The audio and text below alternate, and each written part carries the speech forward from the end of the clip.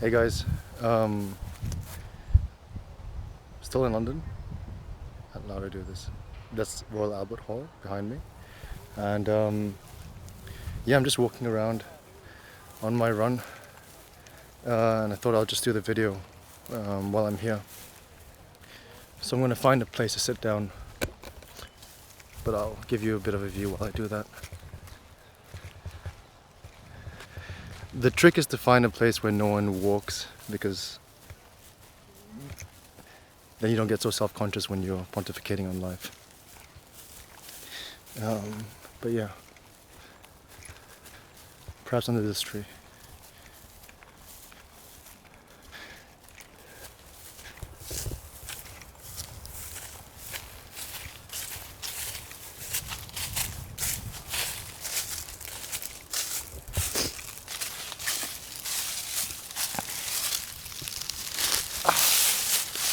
Ow.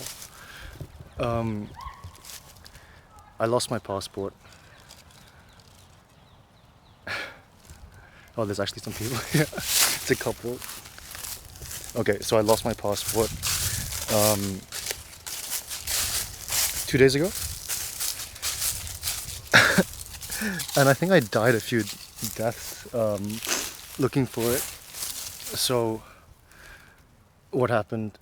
I was on the way to Stansted, and I decided to be really smart and put all my documents into one travel pouch, because that's what adults do. The pouch for important things. So I put my passport in there, I put my wallet, and in my wallet had all my IDs, my permanent residence card, things like that. All my credit cards and debit cards. And I arrived at the airport pretty early, and texted my friend Eva. I was like, "This place looks great. Actually, not that many people. Checking in now. We're good." And I realized I didn't have my special bag with my passport. I started panicking, pulling everything out, making a bit of a scene in the line, and realized that I had to be on the train. Long story short, I did everything I could. I asked the people at Stansted, and I went back to Liverpool Street Station, asked everyone there. I think everyone knew my name by the end of the day, and went back home kind of distraught, obviously, because losing a passport in a third country is kind of annoying, because you can't go back to where you're meant to be staying. You have to kind of go home. In my case, Malaysia, because embassies or high commissions will issue you a thing called an emergency certificate, and that is kind of like a respawn in a game. You go back to where you came from, citizenship wise. So you can't go anywhere else. You just go. You get respawned back home. So yeah, I was panicking, because then I wouldn't be able to go to Norway, and I wouldn't be able to do my driving test and all the things I need to do this summer. So that really took a toll on me. And in the end, the cleaners at Stansted found it, and I got an email, and the next day I picked it up. But the real story is what happened between me losing it and me picking it up. And I think that's a really big lesson for me in the future, and maybe someone else who's watching this. So when something bad happens that is my fault, I do a lot of negative self-talk.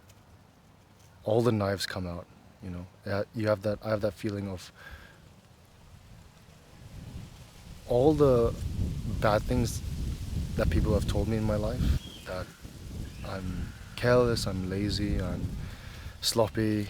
They may have some truth in them at some point in my life, but all those get stored, and they all come out with vengeance when something this extreme happens, and it feels terrible.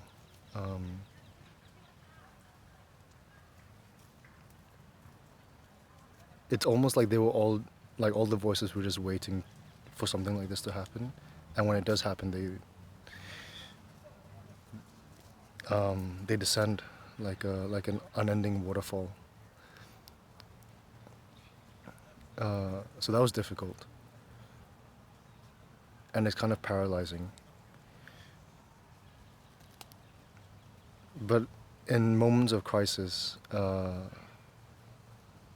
think you know who your friends are and the people that care about you, because the ones who aren't able to help, they'll still send their concern and give you good energy, and at least help with the things they can do. And the ones that can help,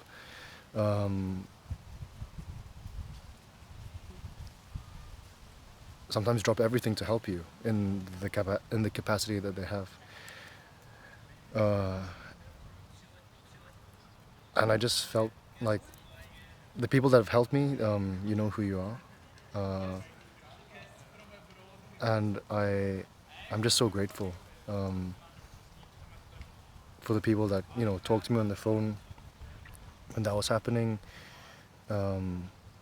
I guess to my parents who didn't who didn't shout at me or anything, they just did help me strategize, and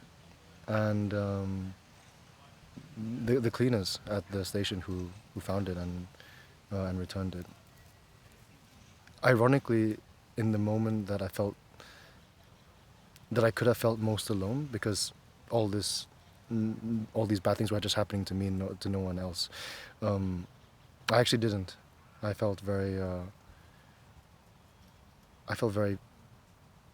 part of something. I felt very cared for, and I just really appreciate that.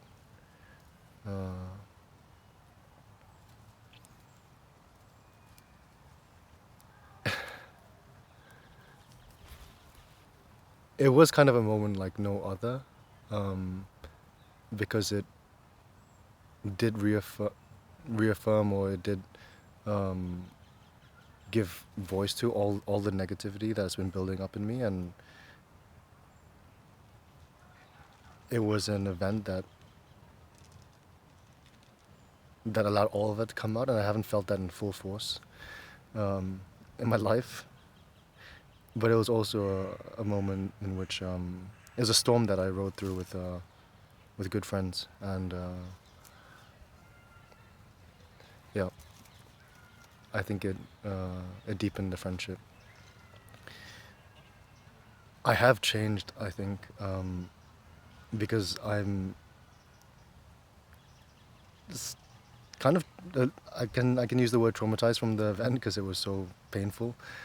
So I'm extra careful now, and I will not lose my passport again.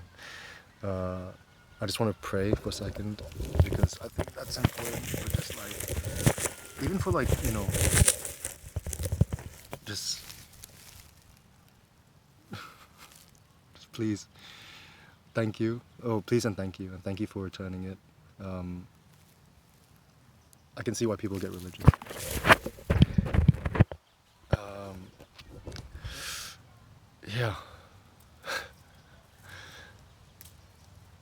that's all there is to say. I feel very lucky. It does feel like I sailed through a storm, and I look back and was like, how did that happen? How did I survive? And on the same token, I know exactly how I survived. I survived with kindness from people around me. So thank you.